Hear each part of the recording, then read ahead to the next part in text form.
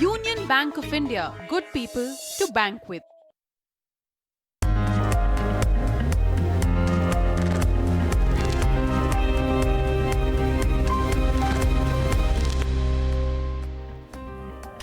Welcome back. You're watching Indian Open right here on Bloomberg Quint Live. Asian markets are trading slightly soft, and so is the SGX Nifty. Mixed bag there for Nikkei 225, which is up just marginally by 0.25%, followed by Hang Seng and Shanghai trading under by about 0.5%. SGX Nifty is trading under by about 46 points. 12,034 is where it's at. Good morning, Neeraj. It's going to be an action-packed day today. Yeah, the start promises to be volatile because of DHFL and what it will do to banks and financials, but MPC, yeah, that takes sense. unequivocal center stage. Yes, at 11 o'clock. And we will be tracking what banks do ahead of that, as well as, what has already been factored in terms of a rate cut. But before all of that, and before we get in our discussion going with our experts, let's take a look at what happened in the derivative space. Agam Vakil is standing by for that. Agam, good morning. Well, Davina, it was a weak day of trade. Last Tuesday, we really didn't see too much happening, and we did see the benchmarks come off by around 0.5%, and longs unwinding coming through for the Nifty futures. The Nifty banking futures, on the other hand, did see, well, an addition of open interest towards fresh shorts. The India Volatility Index, however, did come off too, and that's at a reasonable level of around 15.6. Moving on to your change in open interest, what we did see is writing around the 11,800 put, and moving on to your open interest distribution for the 27th of June. What we're keeping an eye on is levels around 11,800 put, where it has maximum open interest, and on the higher end, it's the 12,500 call. We do have one stock which enters in the F&O band before that, Nifty put call ratio coming off to around 1.5. As I was talking about the stocks which are in the F&O band, IDBI Bank enters. And among other stocks that we're watching out for is Mindtree, Manappuram Finance, which had a very strong day of trade, as was the case for IDBI Bank, and of course PC Jeweler also in focus. And in terms of stocks which are seeing unwinding, CESC, Ramco Cements and Berger Paints also a considerable decline in open interest. A mixed day of trade and something that we can expect going forward, but all eyes will remain on interest rate linked sectors today. Right. Agam, thanks very much for that. That is a quick F&O wrap-up that we have. But the big news of today, the big focus that we're going to have is going to be what happens to Diwan Housing Finance. And, when it opens up for trade, obviously the sentiment is going to be in negative one. So along with that, the other NBFCs, the other housing finance companies, and also some of those PSU banks, along with Yes Bank, IndusInd Bank, that have exposure to its debt. Yeah, all of those, certainly. And, let's talk about that, because it's very simple that the stocks will start off lower. The market will punish all of them first and then think of separating the wheat from the chaff. Parthiv Shah, director at TRACOM Stock Brokers, joins us right now on the show to talk about that. Parthiv, good having you. Thanks so much for joining in. The impact on DHFL is known. It'll start off lower. The question is, what happens to some of the others? What happens to the wholesale NBFCs? What happens to banks like Yes Bank, as well as housing finance companies like Indiabulls Housing Finance? Good morning, Neeraj. Yes, Neeraj, I think the DHFL saga is certainly, as you rightly mentioned, it's known, but the contagion effect is something which will create some uncertainty today. And I think this amount of around 1150 crores of the interest servicing so far, I think despite the entire crisis, I think DHFL had honored almost all of its commitments. And this delay, I think, hoping for the fact that the 7-day grace period, I think they honor too. I think it's going to be very, very important, because the problem is not only about what happens to the other housing finance companies.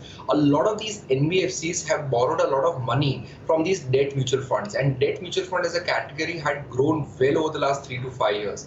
Now what happens is you have all the newspapers with headlines saying that some of the NAVs have been cut by 20, 25, 30% in the debt category, which is something that the investors never like to take. Even if it is a small cap fund, a 20% downfall is still fine. It can recoup. But in debt category, entire last 7-8 years of returns are nullified. Rather, they are negative. So in which case what happens is most of these investors go for flight of safety. They try and redeem even at such distressed levels and try to park that money into a bank FD. that creates a lot of pressure in terms of liquidity that many of these mutual funds, especially the debt category, that have lent to these HFCs and other NBFCs. So that is a contagion effect, which we are not sure of how it will pan out. But I think this is certainly not good, despite the fact that they are going to get this 2,500 crores, hopefully by 10th of June. But still, September is another key deadline for DHFL to honor a even bigger commitment in terms of the principal payment of the NCD. So I think it will be important to hear what RBI also talks today, and if at all there's going to be any sort of government intervention in the NBFC space to try and stabilize things, especially after the LFS saga that we have seen. Well, hold on to that thought, Parthiv. We'll talk more about that and the impact on the secondary markets too. But since we started talking about mutual funds, let's get in Kaustubh Belapurkar of Morningstar to talk about what he makes of this and what the impact on the NAVs and the result and in the future, in the near future, could be as well. Kaustubh, good having you. Thanks much for joining in. Good morning. 75% markdown already. I would reckon another 25% of a markdown would happen because of the default rating today. So that, because the way the valuation guidelines have been defined, it's 75 to 100. So I think there's a little bit of flex, but I think a large part of the markdowns already happened. And if you see yesterday, even CARE did put a default rating on the NCD. So now pretty much all the instruments have been put down to default. So that, will obviously look at, the mark-to-market basis has impacted largely already, but I think there could be some more down to zero that does take place. But more important is, I think, earlier in the conversation we were speaking about that, DHFL obviously has been continuously working towards monetizing assets, securitizing their loan books. I think that's what's very important to keep monitoring, from that perspective as to how they keep honoring their commitments, because that's going to keep the ball rolling. The valuations, again, may not come back in a hurry despite them honoring their, because there is a curing period. You need to see if there's enough payments that are happening over a period of time before they can value the securities back up. So there is going to be a period where these mark-to-market, impact is going to remain. But I think investors just need to remain steady in these funds, because there's no point redeeming at this point. All right. So this curing period of 7 days, if we do see DHFL make good, do we reverse the write-downs? So I don't think the reversal is going to happen right away. So even if you have this, payment coming in over the 7-day period, even if you look at the rating notes that have come about from the rating agencies, clearly there is, there's more outflows that are going to be happening through June to August. And there is currently a liquidity mismatch of almost 4,000 odd crores. So it'll really be dependent, A, on how DHFL kind of tides over that. And B, even if there is a markup that's happening, it's going to be graded. It's not going to be as, in that one swift motion of 75% haircut that is applied. It's not going to be a similar mark back up in this case, because clearly they need to see a demonstration of consistent repayments continuing to come over a period of time, adequate visibility on payments before, they will start grading the bond ratings back up. So it's going to be a more graded mark-to-market backup, if at all, but it's not going to happen in a hurry. That's the way it will be.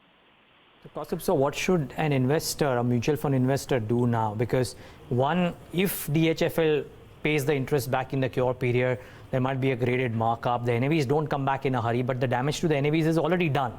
And the remaining the banner bench will be done this morning. So what should an average investor do now? So to be honest, Neeraj, this impact's already coming. So there is absolutely no reason for exiting the fund right now, because, you've taken the brunt of the impact. It's happened. And like we were saying that, DHFL has demonstrated that they are, making those efforts to, stake sales, securitizing, all of that they can do, they're doing. Obviously, there has been delays, and that's what even the rating agencies have noted, that the pace is not what they would have liked it to be. So that is going to be an overhang. But, it can only be a positive from here. So taking money off the table, and someone very rightly said that in a debt instrument, if you take money off at a mark-to-market loss, that profit is booked for life. Unlike an equity instrument where, you market falls, you can get back in at the reduced valuation. In a bond instrument, you take mark-to-market losses, that's something for life. So I think that's something investors need to be wary of and not really panic. I know it is a little bit of a troubling scenario mentally right now, but you just need to think that, okay, I'm going to be patient. This money was something which I'd parked away for some period of time. I just need to ride the wave and things will kind of eventually, hopefully, kind of at least come back to some sense of normalcy.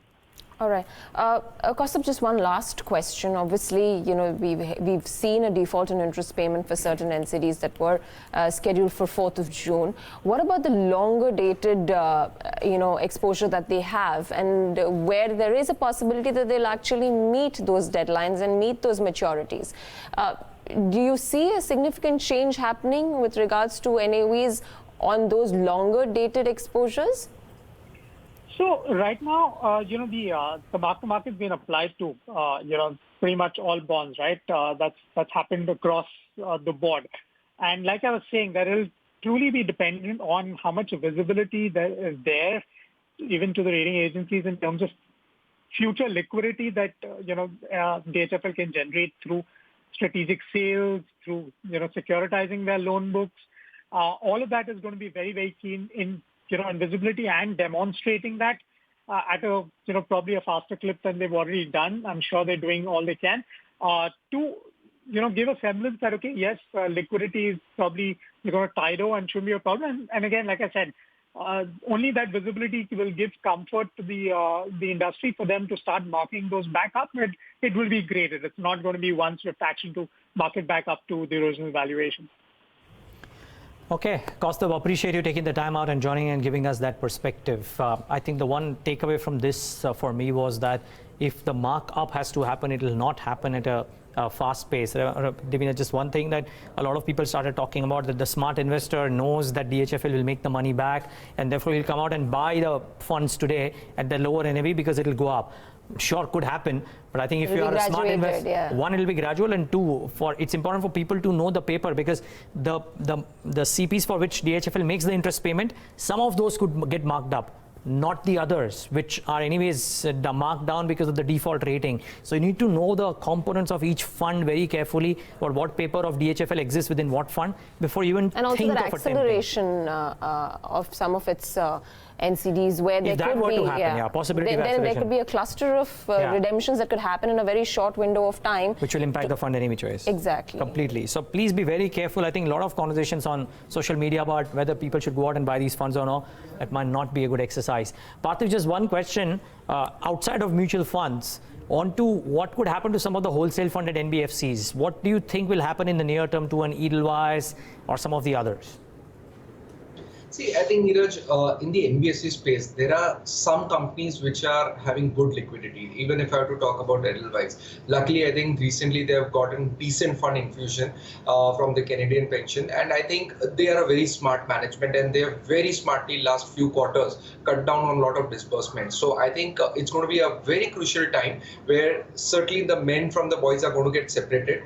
And I think, yes, there are a lot of rumor mongerings regarding the Indiabulls housing group that they could also face a lot of crunch. But I think it's very important to see how this pans out entirely in the NBFC space, not only the HFCs, but certainly I think it's not going to bode well for the economy. There are a lot of companies which does not have such contagion risk what DHFL and what ILFS had.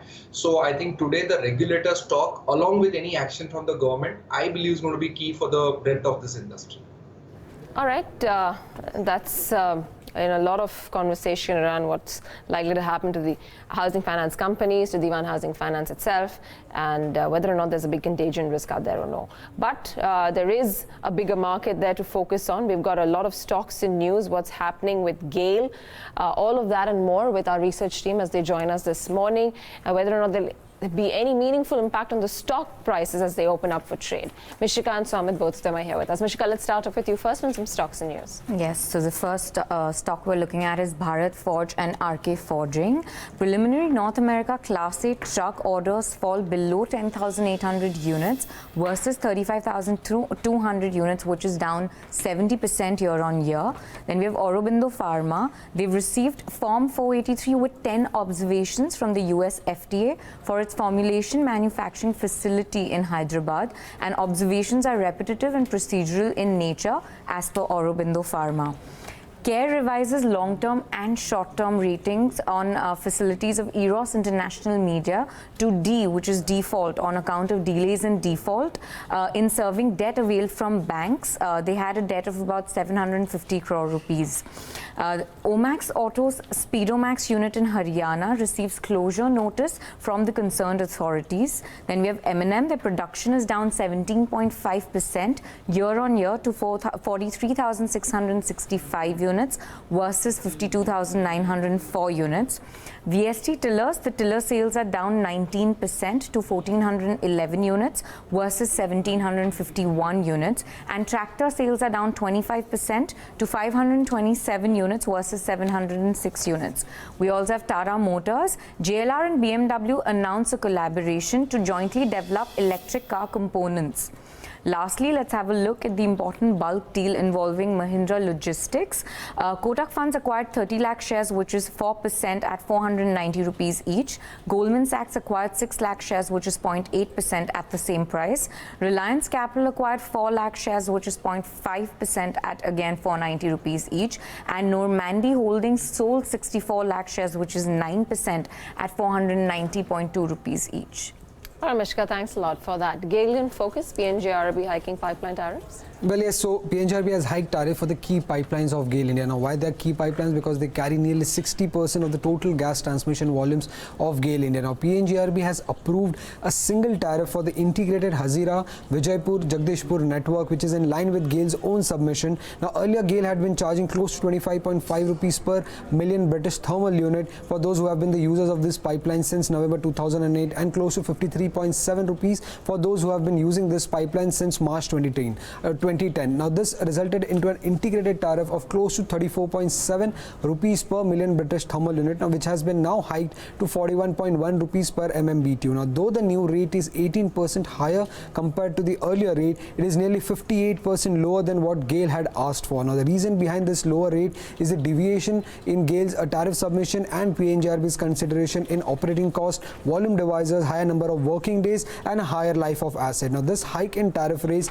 was expected to work as a positive trigger for the stock, which has been under a constant overhang of the falling gas prices seen in the Asian market. But now this would fail to do so because many brokerages have been disappointed from this hike in tariff rates that we have seen. Now, CLSA has downgraded its rating on the company due to lower than expected hike in pipeline tariffs. It has lowered its EPS estimates by nearly 4 to 7% for FY20 and FY21 due to this big tariff miss. Now, it says that a higher life of asset was the main reason behind this lower tariff hikes seen by PNGRB. Now, Nomura said that the integrated tariff is a disappointment for GAIL, as GAIL's decision to seek one integrated tariff hike has come in and has been negative for the company. Now, according to the brokerage, for the integrated tariff to be revenue neutral, the final tariff should have been close to 50 rupees, but while the actual tariff has come in nearly 18% lower than that. So that's the reason it is negative according to Nomura. Lastly, Goldman Sachs said that the tariff was below that expectation and they're expecting the market to react negatively to this news today. All right, guys, thanks very much for the Mishka and Somit. So watch out for all of those stocks that we just spoke about. One other stock, obviously, we're looking out for is Aurobindo Pharma. While they've said that there have been 10 observations in their Hyderabad facility by the US FDA, but these are repetitive in nature and don't have much of a material impact. Parthiv, within the pharma space now, while we've seen Aurobindo being the favored bet in the entire pocket, what would this news do to it? Do you expect this to be a slight bit of a negative? I'm not really expecting a big negative knee-jerk reaction because I think in Aurobindo, one knows that there are decent triggers in terms of all the acquisitions that is done, especially the Sandoz assets. I think which, if they are able to scale up well, I think then it's going to really bode well for the sentiment. And luckily, I think Aurobindo Pharma, in terms of its pipeline, whether it is injectables, respiratory, oncology, it's not a very concentrated risk like what we had seen in likes of Sun Pharma and Lupin, where one or two products really drove the revenues volumes, and then the pricing power of those products collapsed, and then there was a problem. So I think Aurobindo is a relatively well-diversified pipeline, and the observations as stated, I think they're not very serious. They could be addressed unless and until data integrity or something which can really call for an import alert. I don't think that the markets will take it very seriously in terms of a big negative reaction on Aurobindo. Valuation-wise, I think it's decent, and I think next 2 to 3 years, based on the pipeline and based on the developments, I think Aurobindo Pharma could be a decent pharma stock to own. Okay, just one quick follow-up, Parthiv, because you track this space closely. What do you make of GAIL today? Yeah, I think this is the problem, Neeraj, that a gas pipeline company, which is a PSU owned, having almost 70%, it's a near monopoly in the country. It's GAIL which dictates, which geographies they want to create this pipeline. There are not many other companies. So with 70% market share, here is a company which is not able to revive the tariffs the way they wanted. In fact, they had asked for almost 100% revision in terms of the tariffs.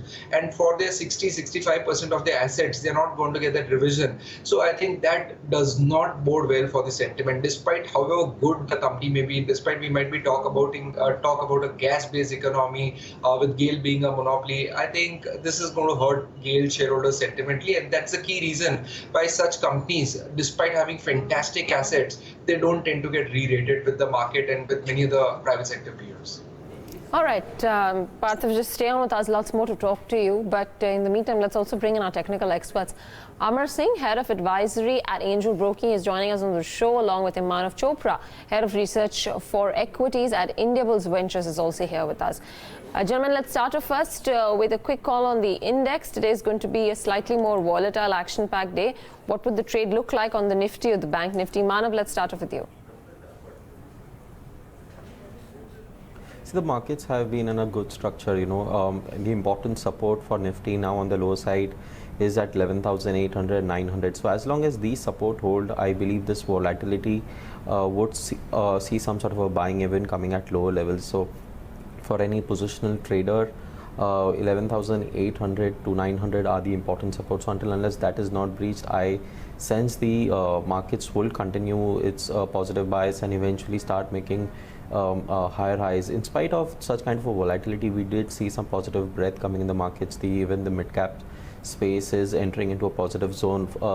So that could be one of the positive going forward. Bank Nifty particularly faces stiff resistance at 31,800. So we need to see a close in Bank Nifty above 31,800 for some sort of a positive momentum. So until unless we don't see that happen, chances that we will continue to maintain in this consolidation of 31,300 to 31,800 for the Bank Nifty range. But overall, we are still suggesting everyone to maintain a buy on dips approach. Okay. Amar Singh, what about your call? Yeah, very good morning. Talking about the index, I would say first about Nifty. Yeah, what we're seeing in Nifty is that the uptrend still remains intact. We've seen, and the bullish momentum for the short term also is strong. So clearly reflecting that any pullback should be used as a buying opportunity. Today being the RBI policy day, so we're likely to witness a volatile session, but any dip towards 11,900, 950, ideally that can be a good level to buy because that's a very strong support zone. Whereas on the upside, 12,080, 12,100, that's a level of resistance. So, but any dip should be definitely used as a buying opportunity. Looking at Bank Nifty per se, Bank Nifty also is displaying a similar pattern. Because for the last couple of days, we've seen some consolidation, but overall the trend remaining positive. And Bank Nifty, I would say the first support, crucial support comes at around, is about the cash, comes at around 31,200 levels.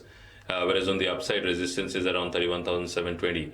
So any correction should be used as a buying opportunity because till the time we don't see a break and close below these levels, 31,200 on Bank Nifty and for that matter Nifty 11,000 below 11,900 levels, I would say the trend still remains positive and strong.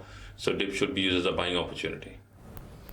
Okay, before we get to specific stocks from our experts, let's get in Yash Upadhyay on a specific stock on our special segment Bloomberg Edge. Yash, what's the stock on the radar today? Morning, Neeraj. So the gas stocks are, clearly on the lower side, which are looking like that. Gujarat Gas being one of the names where the bearish engulfing pattern is seen forming on the charts. It is very close to its resistance point, which is at a several-year high, and from here at the top we are seeing that the bearish engulfing pattern is forming. But before we get any further, let's try and understand what the bearish engulfing pattern is and how do you interpret it. It is basically the formation of a big red candle or a bearish candle after a green candle, with the size of the red candle completely engulfing the one ahead of it. The larger is the size of the red candle, the higher is the evidence of a top forming. Coming back to the price chart, I was mentioning that how most of the gas stocks they are at multi-year high, Gujarat Gas being one of them as well. Over here, as you could see, for the last several trading sessions, the stock has been in a one-way rally on the upside. It's gone from the levels of 160 touching close to 200, but for the last 3 to 4 trading sessions, we've seen that there is the formation of higher shadows on the daily candlestick charts, which indicates that even though the bulls are in place and they're taking the price higher, the bears are slightly coming in and are trying to bring the prices down, and because of that we are seeing some amount of congestion at the higher levels. Moving forward on to the weekly chart, another trend that I want to highlight is the fact that the RSI 2 has crossed over the mark of 70 and has become overbought. The red circle over here, that indicates the resistance mark that I was talking about. Close to the mark of about 192 is where the resistance is, and it has managed to reach those levels and has quickly come off, and that is also the time when the RSI had crossed above the mark of 70. So all of these parameters do indicate that the rally on the upside may have seems to fizzle out, and we could see a move on the lower side for most of these gas names, particularly Gujarat Gas. How well has this worked in the past, Yash? So Devina, 3 out of the last 6 times that the bearish engulfing pattern has been formed on the charts, the stock on an average has managed to fall close to more than 7.5% over the next 1 month period. All right, Yash, thanks very much for that. Time to take those few stock calls from our technical experts. Amar Singh, why don't we start off with you? You've got Power Finance Corp. You like a JSW Steel as well.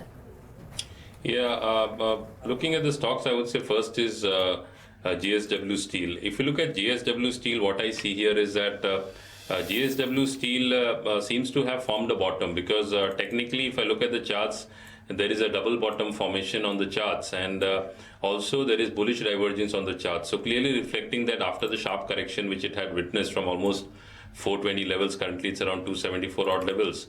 So it has formed a very strong support, and also it's in oversold territory, and there is bullish divergence on the daily charts. So there is a possibility that we could see an upside in the stock. So any pullback towards 270, 272 ideally can be used as a buying opportunity, with the stop loss of 263 and a target of 289 in the short term. And the second stock to look at is PFC. If you look at PFC is one of the stock which is in a bull trend, and looking at the various time frames, even the short term time frame continues to be extremely strong. And also what we are seeing is that the delivery quantity also has increased significantly. If you look at the average for the last almost 20 trading sessions, so last week, couple of days, the delivery quantity has been exceptionally high, and the stock has managed to breach its earlier resistance level of 120 odd levels. So this is one stock one can look at. So any dip towards 124, 125 ideally can be used as a buying opportunity, with a stop loss of 119 and a target of 133 on the upside. Okay, got that. 2 stocks from Amar Singh. Manav Chopra, your strategies on individual counters, United Spirits and Raymond. Yes, my first buy call is on United Spirits. Basically, the stock has been forming a strong base since past couple of months, and after a good sideways consolidation, which turned out to be as an accumulation pattern, the prices witnessed a good breakout in the previous trading session, and this breakout was most importantly accompanied by above average volumes, and we have seen in last 5 trading sessions the volumes have been above its 50-day average, which also indicated a bullish structure for this stock going forward. I sense this stock would see a very sharp rally, as it has already witnessed a good breakout and most of the oscillators have entered into a buy mode. So we recommend a buy into this, a stop loss of 560 for an upside target of 620. My second buy call is on Raymond. Basically, we have seen this stock observe a breakout on the weekly charts, and post that it did see a short-term retracement, and the previous resistance is now acting as a support, and the prices are showing some sense of change in polarity. In that case, it's also providing a very good risk-reward ratio, and the prices are also trading above short-term averages. I believe the near-term trend would continue, and the prices would witness a series of higher highs and lows. Keeping that in place, 830 is a stop loss for Raymond on the lower side, and we expect upside target of 885. Okay, we'll actually talk about the auto space in a bit as well. Manav had some chart observations there about 3-4 days ago. Interesting what's happened to that pocket too. We'll just talk about that in a bit.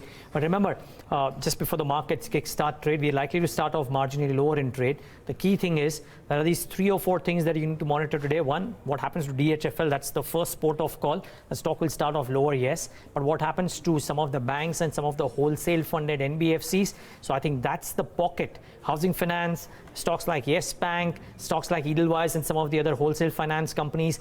Irrespective of whether the quality is good or bad, I think the market might be, I repeat, in a mood to punish some of those. So you've got to keep that at the back of your mind. Remember, we spoke to Parthiv about how some of the NBFCs are actually in a better shape. So maybe there could be a pullback too. So that is one thing that you got to keep in mind. And then, of course, what happens to stocks like GAIL? That is the other key monitorable. And then maybe ahead of the policy, the big policy, what's happening to the yields and what's happened to banks in general.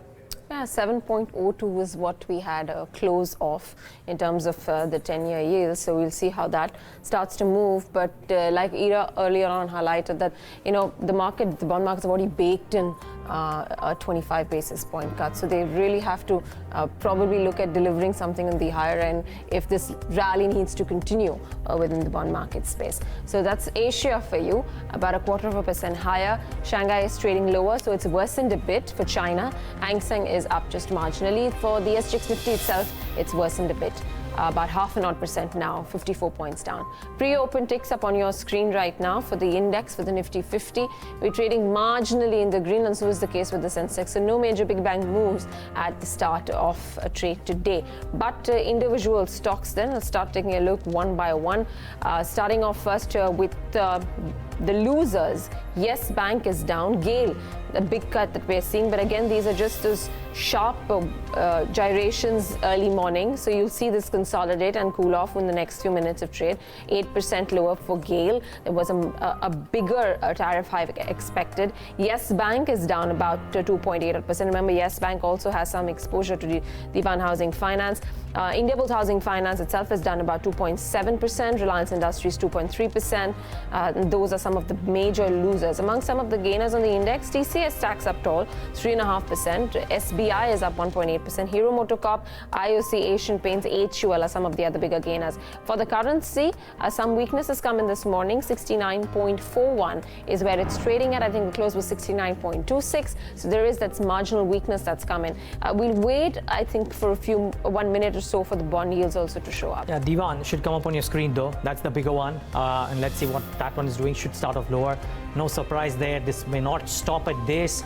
I'm not trying to predict what will happen to the stock price, but let's wait and watch what happens to Divan Housing during the course of the day. Likely to start off the pre-opens at the prices that it is at right now.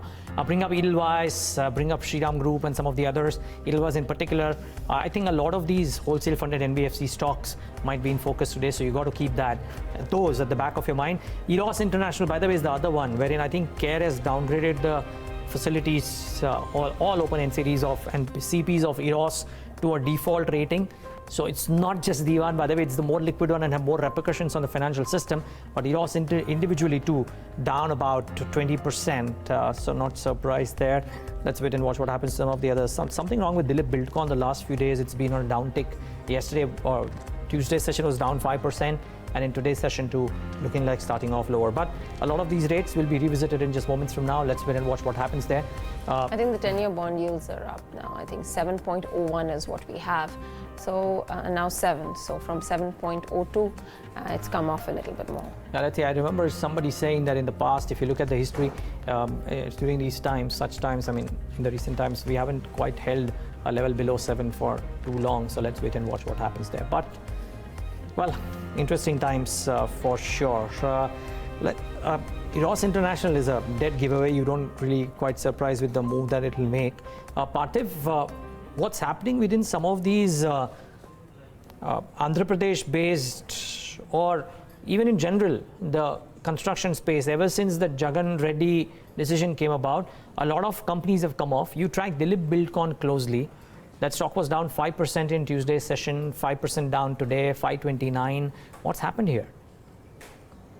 I think what has happened is, Neeraj, the sentiment has started, and I think many of these companies having a decent quantum of work in AP region, I think, and now you have a change of government which talks about rejigging of the entire infrastructure order booking and the portfolios, and they're going to monitor everything. So that's again going to be a time delay. Not necessarily that it will immediately impact the executional revenue within the next 6 to 8 months, but some of these projects were, I think, long-term projects as well, which was showing an indicative of an order book of many of these companies. And most impact we'd seen in likes of NCC, where I think the impact on stock price was massive, and probably even the management, rightfully so, was clueless in terms of where this could be headed. But I think this does not bode well. It's an important state where a lot of infrastructure project is undergoing and has to undergo. So many of these companies having even a relatively smaller kitty of order book in such state, I think there's certainly a sentiment dampener. And in case of Dilip Buildcon, I think we know for the fact that this is majorly a road developer, having still a very good order book. And I think it will all depend upon how well they execute these orders and how important the cash conversion cycle of Dilip Buildcon improves, which had deteriorated. So we're not very gung on Dilip Buildcon at this juncture. What I feel is that we need to selectively cherry pick stocks in this sector. And I think something like a Sadbhav Engineering, where there's a good scope of balance sheet becoming debt free due to the asset monetization, is something where we are concentrated on right now. And likes of KNR Construction, where I think the execution track record has been fantastic. There is no much leverage in the balance sheet, and they can selectively cherry pick orders which massive government spending, with Mr. Nitin Gadkari talking about 15 lakh crores of infrastructure spent in this tenure vis-a-vis the 11 lakh crore tenure spent. So I think such select companies like Sadbhav and KNR Construction could be better bets to play out next 3 to 5 years. Okay, let's wait and watch what happens to those. What looks like though happening in the first 5 minutes is that GAIL is likely to be one of the biggest disappointments this morning. On the index, it's not a Yes Bank, it's not Indiabulls Housing Finance, it's GAIL. By the way, just want to mark before I get to GAIL, Indiabulls Housing Finance gave out an update at about 8:30, 8:40 a.m. on the kind of numbers that they are sitting on. Information on record, it holds cash and cash equivalents of about 28,000 crores. They've given a breakup as well, capital adequacy about over 26%, net gearing at about 4 times. So they are trying to assuage any kind of fears that the market may potentially have because of what's happened to DHFL. And Indiabulls Housing Finance has actually done this in the last 2 or 3 occasions where they've come out and spoken to the market and driven home the point that, guys, we have cash on our books. I mean, these companies are not going out and dispersing too much of money. They are sitting on cash, waiting for, if at all a bad event comes in, they are liquid enough to be able to fill those up. So growth is not happening, but survival is happening. That's what they are aiming towards. But this is the update that is coming from that stock, and maybe which is why no big reactions on that one. But as we said, GAIL, Manav Chopra, come in on GAIL. 5% looks like starting off 5% lower. What do the charts indicate here? See, on the weekly chart perspective, Neeraj, GAIL has very strong support around 335, 340, and structurally this stock has been quite positive since past few years, and recently it has been forming a structural higher bottom. I sense if 335, 340 is held on the lower side, maybe if we give it a day or two, we could see some sort of a buying coming at the lower level. So I wouldn't get, looking at the overall structure, one should only get negative if it closes below 330. So that would be the buffer for me on the lower side. Maybe on the intraday basis, I will definitely avoid getting into the stock. But over the period of time, if 335 is held, I can still look to consider, because the risk-reward ratio would be quite favorable. For as of today, one should only eye at the important support, which is a 335 on the lower side. Okay, that's GAIL, which has worsened a bit in pre-open right now. For the Nifty 50, we're still okay. 12,039, a marginal 18-point uptick is what we've got. 2 stocks, Bharat Forge and RK Forgings. We've got, the Class A truck orders falling significantly. So that's probably, going to see some bit of a negative bearing on both of these counters. Parthiv, a quick comment from you on, what's happening here within the auto pocket, and particularly for these two? See, I think the trend, especially in terms of the Class 8 trucks in US, for the last 8 months that we are tracking is in a huge decline.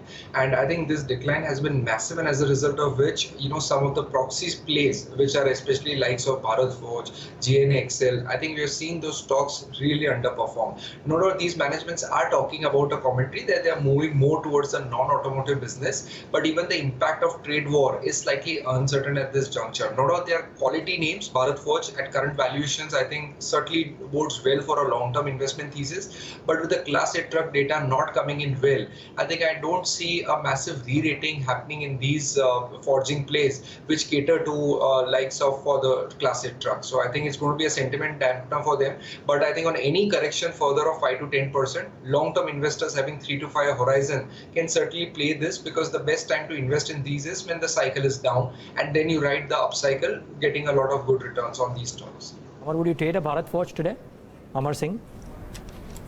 Yeah, looking at Bharat Forge, I would say Bharat Forge continues to witness selling pressure.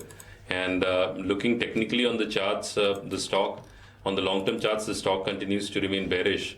However, what we are seeing on the daily charts is that the stock seems to have found some support coming at around 440, 445 levels. So that's a strong zone of support for the stock, because if that is taken out, because on the weekly charts also we've seen some bullish divergence for this particular counter.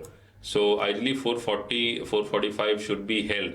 If that is taken out, then we could see some further selling in the stock towards 420 odd levels. However, on the upside, the stock is likely to run into resistance around 475, 480 levels. So it's more or less consolidation for the stock as long as the stock does not breach 440 levels. Okay, minutes away from market open. Let's tell you all that you need to know to stay ahead in trade today. First up, RBI's Monetary Policy Committee will announce its policy decision today. 27 out of 36 economists polled by Bloomberg expect the MPC to cut rates by 25 basis points. Diwan Housing Finance has delayed interest payments on some of its bonds issued to mutual funds and others. This has brought the lenders' liquidity worries back to the fore. CRISIL and ICRA, along with CARE, have downgraded the commercial paper to default ratings, while CARE has downgraded its borrowing to default. Petroleum and natural gas regulator has hiked tariffs for GAIL in key pipelines. The new rates, however, are below what GAIL had asked for. CLSA has downgraded GAIL to underperform, slashing the target price to 356 rupees from 420 rupees per share earlier. India's oil and gas and aviation sector remain in focus as crude oil prices continue to fall after a surge in US petroleum inventories. WTI entered bear market territory, while Brent crude briefly fell below the $60 per barrel mark. And VST Tiller suffers weak monthly sales in May. Tiller sales fell 19%, whereas tractor sales declined 25% on a year-on-year basis. Lastly, Aurobindo Pharma says it has received Form 483 with 10 observations from the US FDA for its formulations facility in Hyderabad. The stock's not reacting much. Well, as the pre-open rates have settled down, we know 2 or 3 things for sure. It will start off lower. Diwan Housing is certainly starting off lower in trade today, and there is some reaction that has happened on a Yes Bank, Indiabulls Housing Finance and others. I can't quite, actually just quickly out there among stocks that are not doing too well in trade today. We discussed GAIL with Parthiv. Parthiv, the other one is Z Entertainment. Very quick thoughts here, likely to start off slightly lower today? See, Neeraj, the biggest problem here is what's going to happen in terms of the change of management guard, if any, or in terms of the stake sale. And again, this is a story where a lot of mutual funds are involved, where I think what discussions we've had with them around at 224, 225 is kind of their break-even point for the pledging that has been done. So irrespective of the fundamentals, irrespective of the current cash flow that the company might generate, the liability that it faces with the other group companies is still overhanging. So I think it's best to avoid this counter till I think we get to know, if at all, if there is going to be a change of guard, or this company is going to be away from all its group company related bank guarantees and pressures. I mean, it's really been a bad period for mutual funds. You bet. You know, the kind of pressures that they've been facing across the board from various company exposures that they have. But nonetheless, we're about 2.5 odd minutes left to go from market opening. The Nifty prices have settled about 18 odd points higher, so could expect a slightly marginal positive open for the index. But remember, it is also the weekly expiry day, so the last half an hour to 1 hour of trade is also going to remain volatile, and whether or not we manage to to hold on to these levels of 12,000 or no is a crucial aspect to watch out for. But anything else, Manav, that you would be keen to watch out for in terms of trades that you would like to take today? If I'm looking at the auto packs, this sector has already witnessed a series of decline and is showing some early signs of reversal on the lower side. So in case of any volatility and stock specific momentum, I think auto packs could be one sector that one should actually can look for a positional swing trading opportunity. M&M is one stock which has formed a probable double bottom pattern on the daily charts, and on the near-term perspective, it has important support around the levels of 640 on the lower side. So there is an important support on the lower side, and looking at the structural formation, I believe this stock is well poised to see an upside of at least 8 to 10% in the near term. Also looking at the chart of Hero Moto, this stock has already witnessed over 25% decline from its peak of 4,100, and somewhere it is showing that sign of a bottoming formation. The positive divergence in the momentum indicators is also showing an early reversal signal. There has been a breakout on the daily chart, so auto packs is something that I would recommend to buy on the dips. Okay.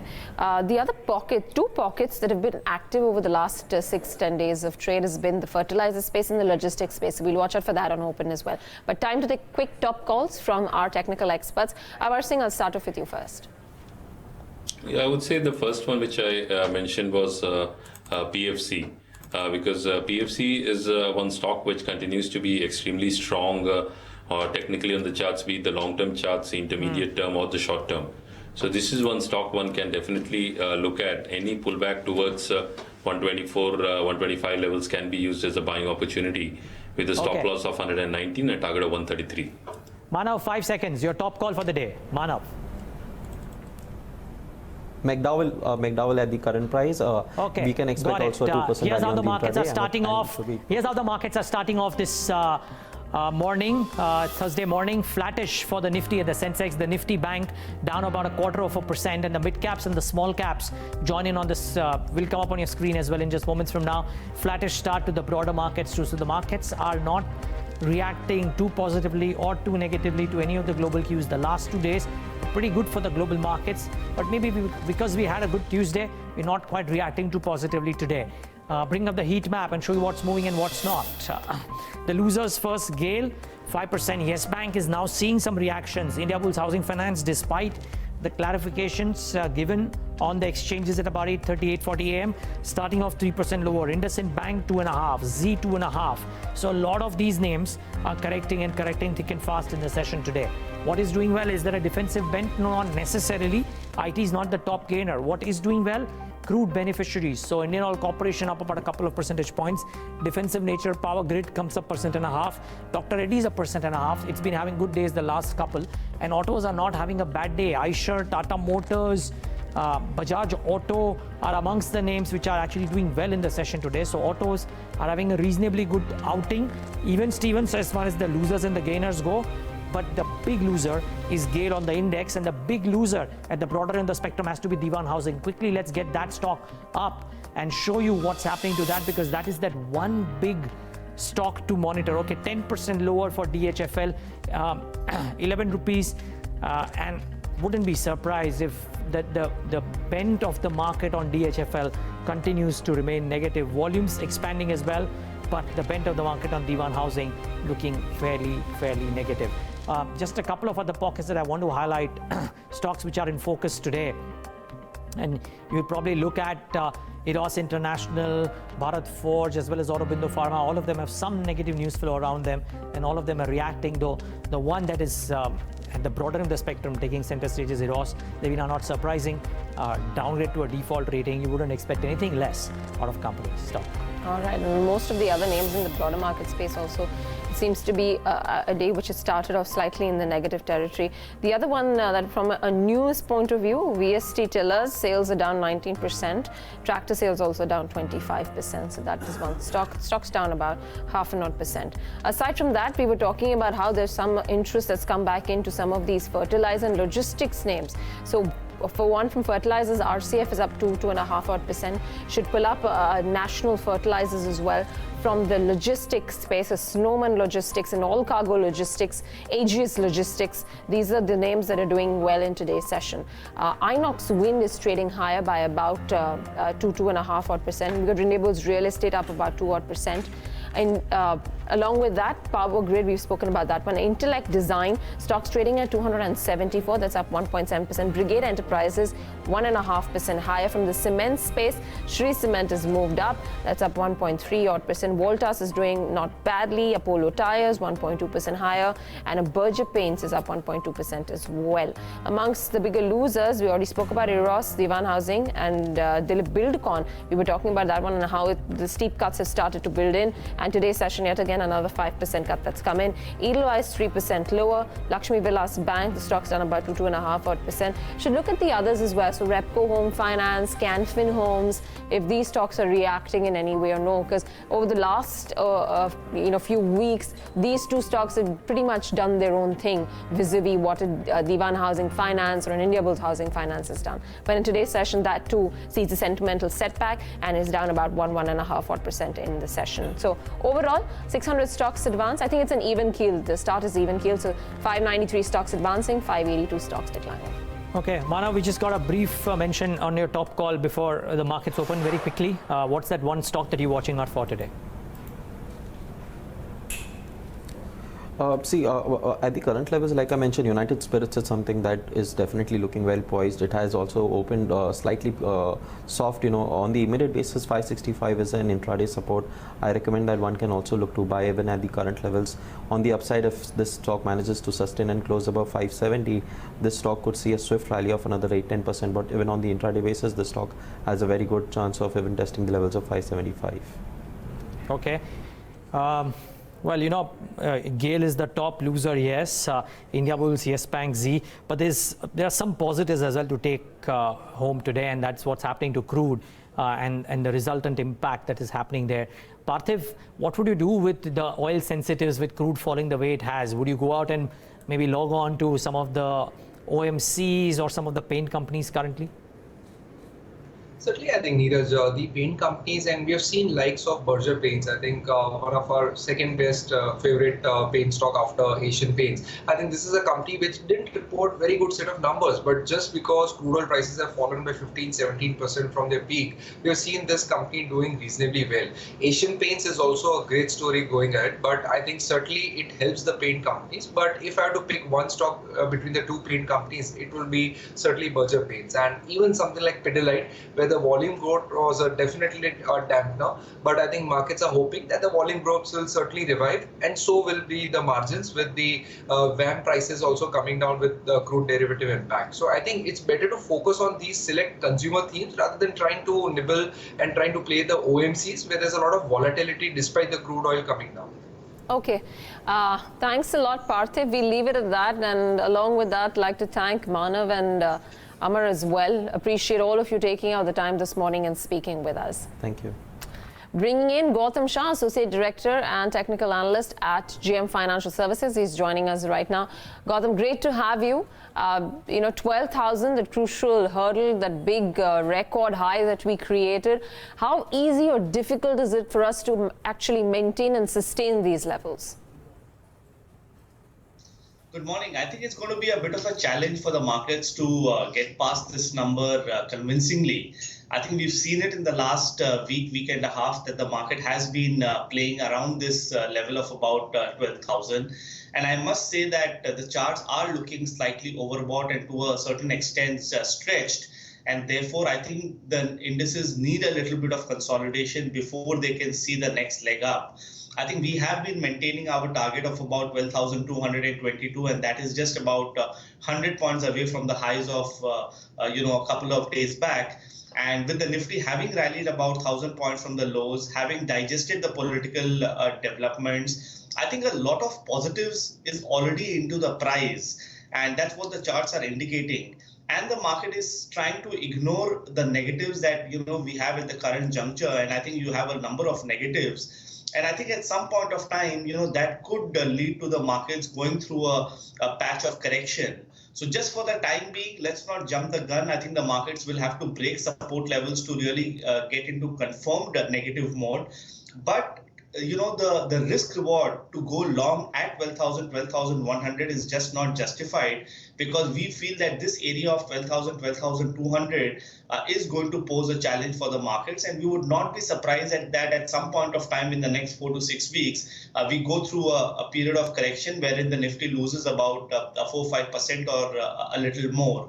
But I think the important level that we have been working with is 11,800. So that's the important pivot level to be watched for the rest of June.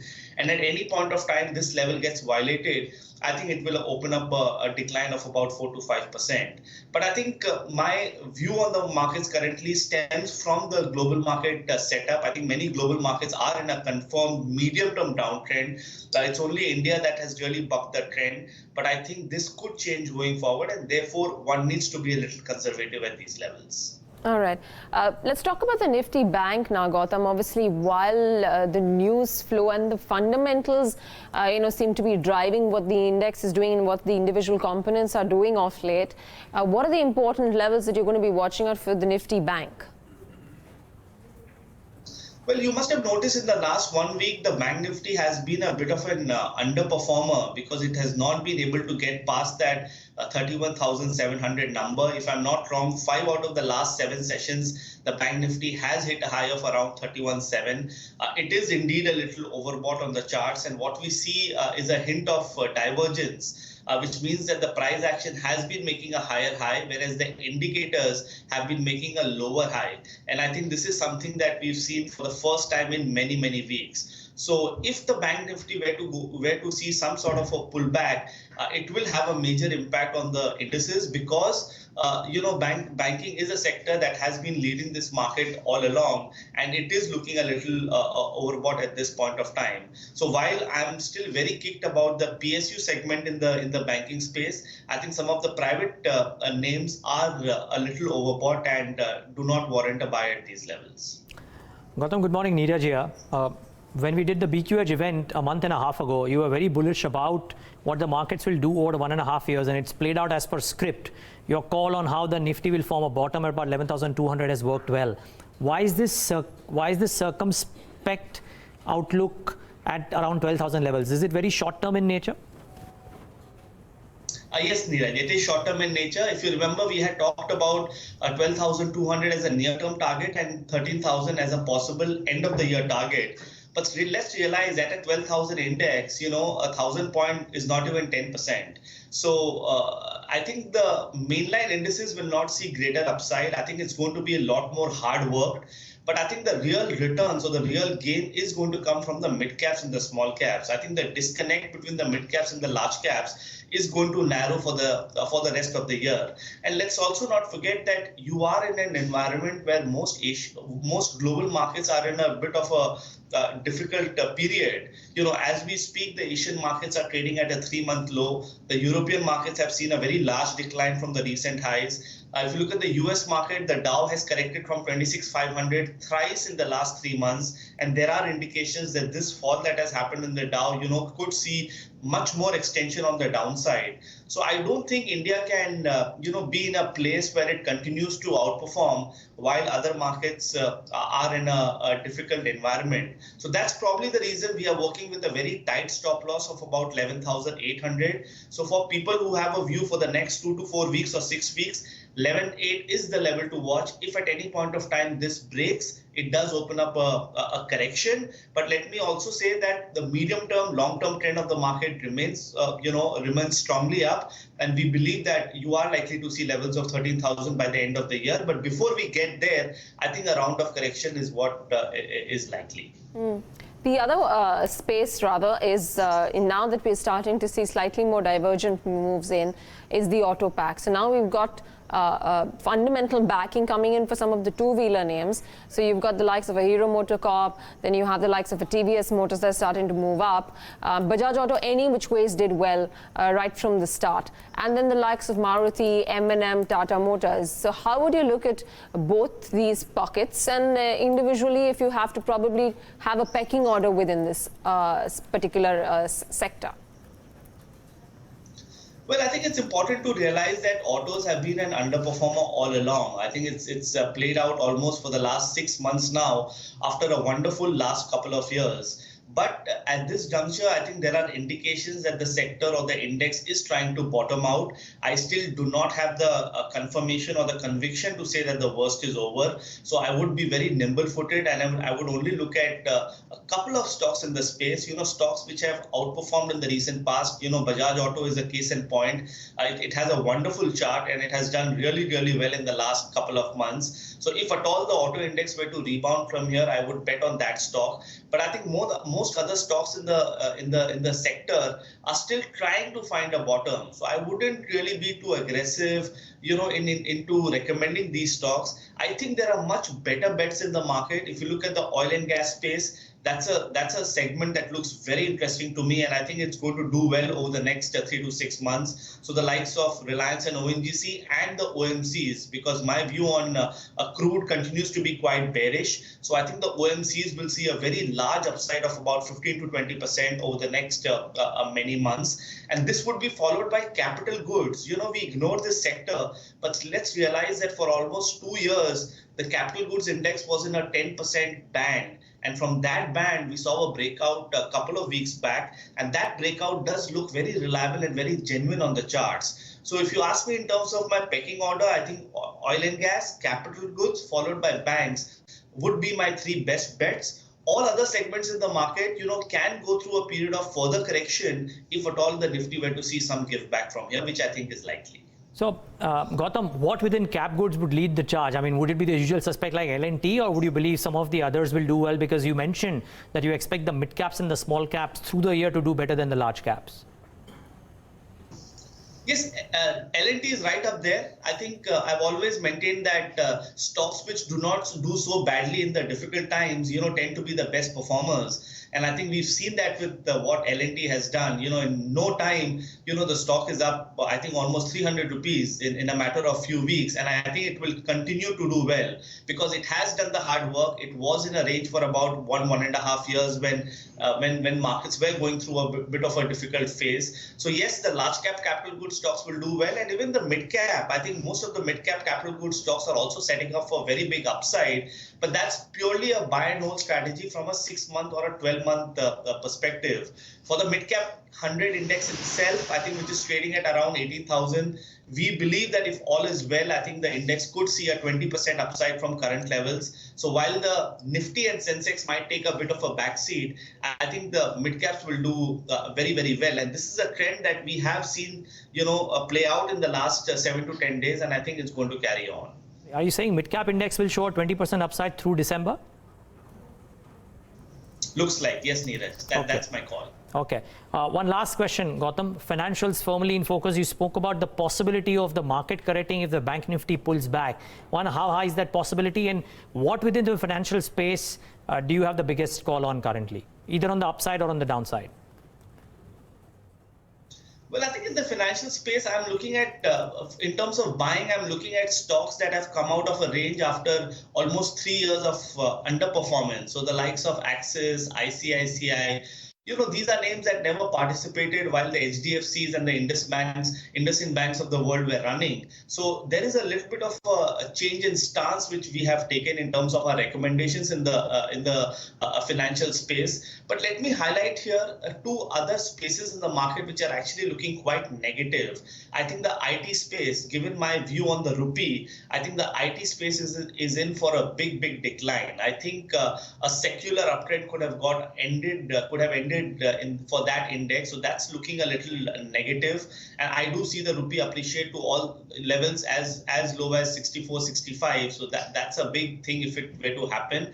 And FMCG, this is a segment which again led the market from the lows. And now with what ITC has done last week, there are indications that even this pocket of the market could see a little bit of difficulty in rallying. So I think these are the two pockets in the market which are possibly shorting opportunities, and the other 3 names which I mentioned are our long side bets.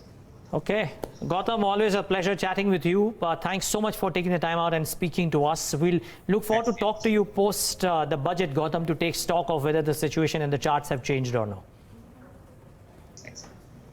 That's a view from Gautam Shah of JM Financial. Well, he called it right, Devina, the last time on the 11,200, 300. Seems to be suggesting that maybe there is some resistance at these levels. Bullish, by and large. His levels are pretty eye-popping. I mean, in terms of the currency also, 64 mid-cap index, and then you got 13,000 by the end of the year. Let's see if all that really plays out. Yeah, important ones to monitor. Take a break though. That was slightly long-term. We talk about the short-term, the here and now. Talk about expectations out of the RBI's monetary policy review today with Anand Bagri of RBL Bank.